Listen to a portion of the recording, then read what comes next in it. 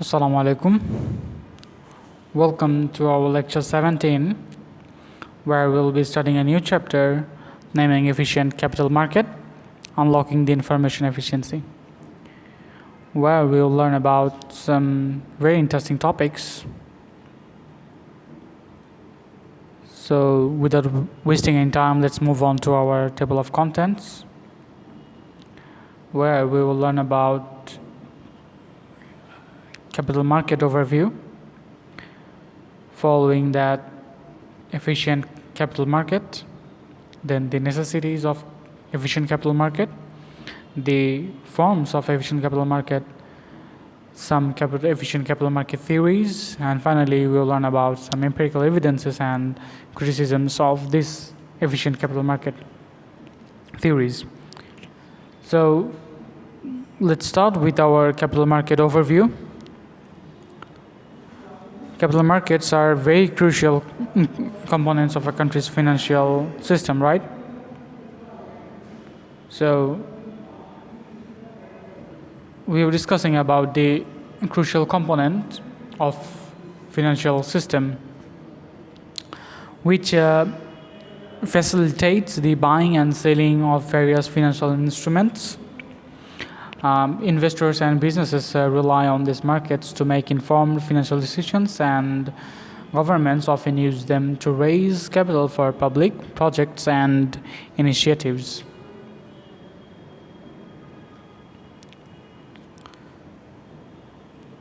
So this capital market play a significant role in channeling funds from savers to borrowers, thus promoting economic growth. When individuals or organizations have excess money, idle cash, they wish to invest so that they can do so by purchasing securities through capital markets. These funds are then made available to companies and projects in need of capital for growth and expansion. They empower companies to innovate, expand their operations, and create job opportunities. And by this fueling the economy is very much essential. Moving on to our diverse instruments, where we can say capital markets usually consist of organized exchanges, such as New York Stock Exchange in our country, Dhaka Stock Exchange, Chittagong Stock Exchange, DSE, CSE, and the London Stock Exchange, which is situated in London, provide a structured environment for buying and selling securities. In addition to this kind of exchanges, we have over-the-counter markets where trading takes place directly between the two parties without an intermediary exchange. OTC markets provide flexibility, especially for less standardized instruments. But in 2021, it is abolished in Bangladesh, so we don't have the OTC markets here anymore. So the diverse range of financial instruments traded in the capital markets offer investors various avenues or various positions to allocate their funds based on their risk appetite and investment objectives. Stocks represent ownership in a company, providing investors with a stake in its future profits and growth. Bonds, on the other hand, are debt instruments issued by governments and corporations to raise capital. They offer a fixed income stream to investors over a specified period. Additionally, debentures and derivatives are other important instruments that allow investors to manage risks and diversify their portfolio.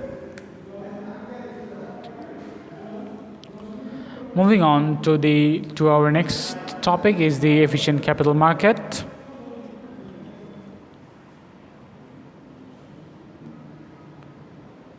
And in an efficient capital market,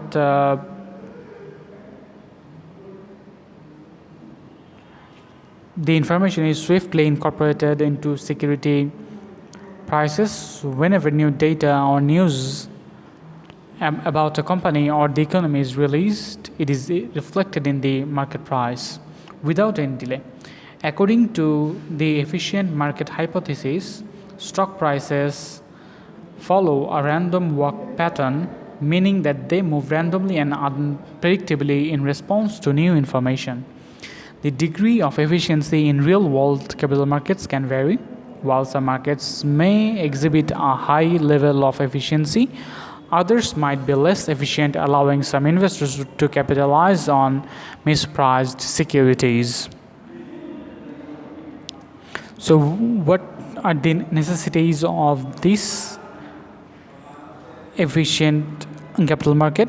The first one is the role in allocation of capital market, role in allocation of capitals, where efficient capital markets play a crucial role in directing money to where it can be most productive. When investors buy securities like stocks and bonds, the money they invest goes to companies and projects. In an efficient capital market, this capital allocation process is optimized, ensuring that funds flow to businesses with the most promising growth potential and innovative ideas. As a result, economic growth and development are fostered as resources are channeled to projects that can create jobs and contribute to economy. The second point is promoting fair pricing of securities, where in an efficient market, securities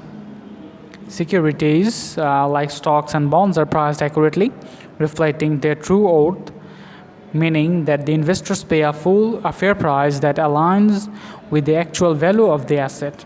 Such fair pricing is essential because it prevents investors from overpaying for assets and ensures they get a reasonable return on their investments.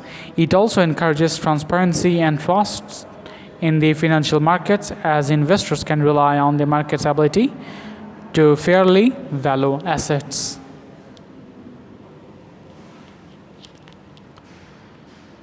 So finally, in our next slide, we can see the implications for investors and market participants, which is a very much important topic for efficient capital market, where the efficiency of capital markets has significant implications for investors, businesses, and financial institutions.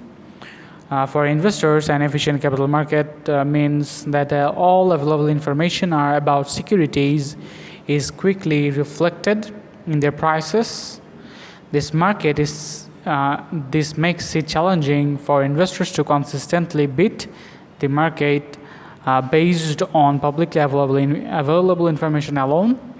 It encourages investors to make informed decisions and rely on diversification to manage risks. So this is all for today. Thank you very much for attending the session. Inshallah, in the next session we will learn about some forms of efficient capital market. Thank you very much for attending.